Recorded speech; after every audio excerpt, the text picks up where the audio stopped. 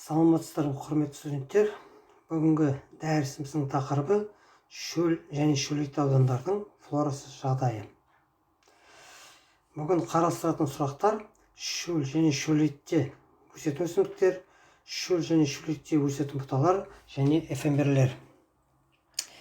Ырғыз Торғай мемлекеттік табиғи резерваты жазықтық дала зонасына жатқызылады және Каспий Тұран бөлігі бойынша шөл және шөлейтті ландшафттағы зонада жатады. Шөл зонасындағы өзен аңғарларында өсетін ерекше өсімдіктер бар. Мұнда әртүрлі өсімдіктерден құралған қалың бұталар да кездеседі. Суға жақын жерде қамыс, қоға кездеседі.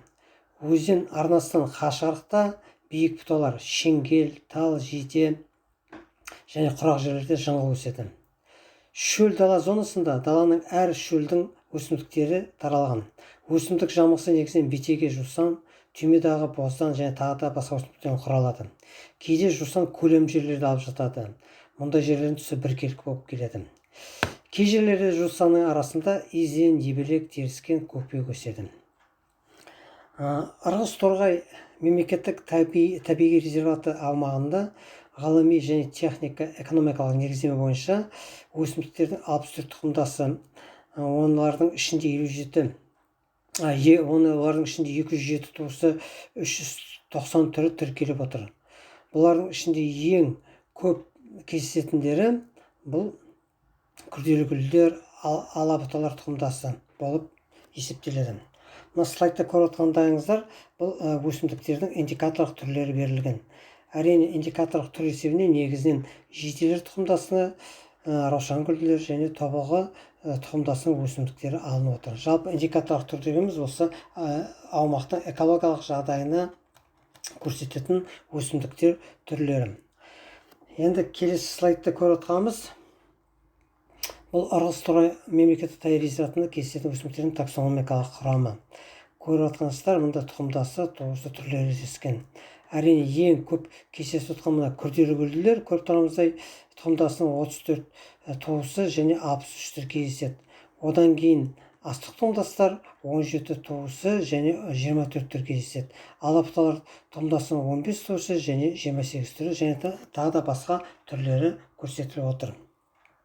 Енді осы аумақта ең жиі кездесетін өсімдіктердің түрлеріне көшейік. Шөлді аймаққа тән. Бұл бетеге боз немесе бетеге боз қауы деп аталады. Астық тұқымдасының қауы туысына жататын көп жылдық өсімдік. Өсімдіктер бірлестігінің доминанты болып табылады. Құрғақ далалардың қаулы бетегелі жолағында қаулай өседі. Шөлге айналған далаларды кездеседі. Бұл көп жылы өсімдік, тамыр жүйесі жақсы жетілген, 1 метрге дейін және одан да тереңге дейін баруы мүмкін. Жапырақ саны көп, өте жұқа, сабағының биігі 70 сантиметрге дейін барады. Гүл шоғыры жіңішке, сыпыртқы тәрізді, бір гүлден масақтан тұрады.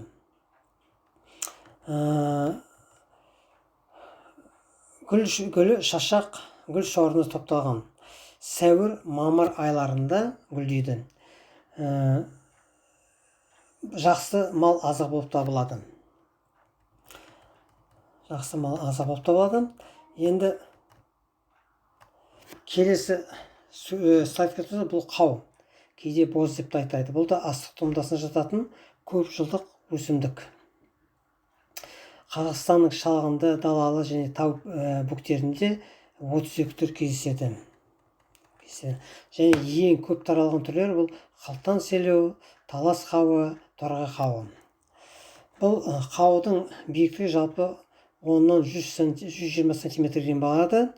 Сабағы тік, тегіс болады. Гүлдері сыпыртқа гүл шоғырына топталған. Сәуір, шілде айларында гүлдеп, тамызда жемістенеді. Жемісі дәнек. Құрамында гүлдену сатысында 10% протеин, 32% клетчатка, 3,5% май, 7% күл және 46% азот экстрактивті заттар болып саналады.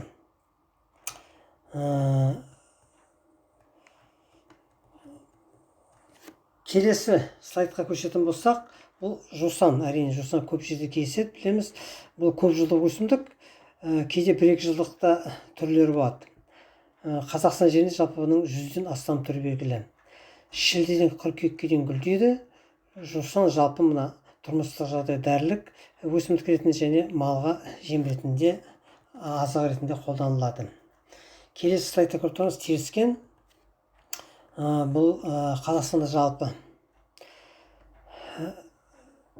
2 түрі белгілі. Бұл Эверсман теріскен және мүйіз теріскені. Бұлар алапталар тармағына жатқызылады. Далалы шөл және шөл жерлерде, тастақ жерлерде кездесуі мүмкін. Шілде және қыркүйек айларында гүлдейді. Биіктігі 30-80 см барады. Сабағы бұтақтанған. Гүлі ұсақ, дара жынысты. Гүл жоғары масақ болады. Жемісі дәнек. Болып еседі. Енді келесі слайдқа болса, бұл ебелек. Ебелек алапұта тұқымдастарына жататын 1 жылдық шөптес өсімдік.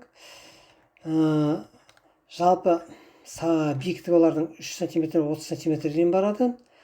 Сабағы көп бұтақты болғандықтан өсімдік шар тәрізді дөңгелек болып көрінеді. Сабағын қалың түп басқан. Жапырағы 3-3-тен шоқтанып кезектесіп орналасады. Гүлі дара жынысты болады. Сәуір-мамыр айларында гүлдейді. Енді келесі слайдқа келетін болсақ, бұл жерде бірнеше топ көрсетілген. Соның ішінде мысалы изен өсімдігін көріп тұрмыз. Астың жағында изен, бұл да алапталар тұқымдасына жататын 1 немесе көп жылдық өсімдік. Сабағының биіктігі 10 см-ден 100 см дейін болады. Қос жынысты. Қазақстанда кең тараған түрі жатаған изен және сыпыртқы изен. Сабақтар көп және қалың жапырақты, сыртын түк басқан. Тамыз қыркүйекте гүлдеп, қазан айларында жемістенеді. Яғни жеміс береді. Енді жаңа біз атап өткенде Ростов резерватында өзінің аумағына тән бұтақтарға өседі. Сол бұтақтарға етінсақ, осы бірінші өкілі мына жерде жыңғылды көріп тұрмыз. Бұл жыңғылдар қос шарнақты өсімдіктер, кейде шалаптыларға жатқызады. Бұлар жалпы Қазақстанда 3 туысқа жатқызылады және 17 түрі белгілі. Жапырақтар ұсақ, негізінен қабыршақты немесе біз сияқты болып келеді, кезектес орналасқан. Гүлі қос жынысты, аталық 4-10 немесе одан да көп болады. Тұқымы ұсақ, жемісі қауашақ. Кейбір түрін бұлардың сәндік үшін өсіреді. Отынға және пайдаланылады. Енді келесі слайдқа болса, бұл жиде. Бұл жиде тұқымдасына жататын өсімдік. Жалпы бұл Қазақстанда 2 түрі белгілі. Түркмен жидесі дейді, үшкір жеміс жидесі дейді. Жиде жалпы жемісі жалған сүйек болып есептеледі. Сырты ұнтақты, жұмсақ қабықпен жабылған. Түсі қызылтты, бірақ қоңыр қабыршақпен жабылғаннан кейін күлгін болып көрінеді. Оны жеуге болады. Шөл жерлерде көп кездеседі. Жапырағы мен қабағында бояулық заттар кездеседі. Сабағынан алынатын сағызды лак немесе бояу өндіруге қолданылады. Жалпы биіктігі 10 метрге дейін жетеді.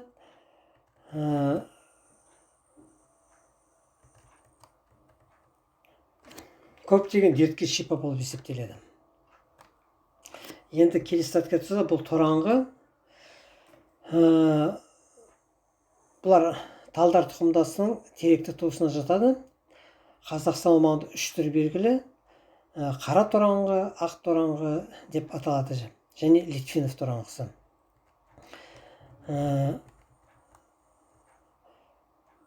Бұтақтағы жапырақтар ұзын бүйірі, қысыңқы сағақты, ұзындығы бірдей, дөңгелек тақталы, жиегі теріс немесе иілген болады. Тораңғы жалпы гүлдеу мерзімінің басында тік немесе жоғары қарай қиғаш өседі, кейін доға тәрізді болып төмен иіледі. Жемістері барынша үлкен, ұзындығы 1 сантиметрге дейін барады. 1 сантиметрден барады. Кейде биіктігі 30 метрге дейін де болуы мүмкін. Діннің диаметрі үлкен болып келеді. Өкінішке орай табиғатта бұл ағаш өте аз кездеседі. Бүгінгі осымен тақырыбымыз аяқталды. Тыңдағандарыңызға көп рахмет. Сау болыңыз.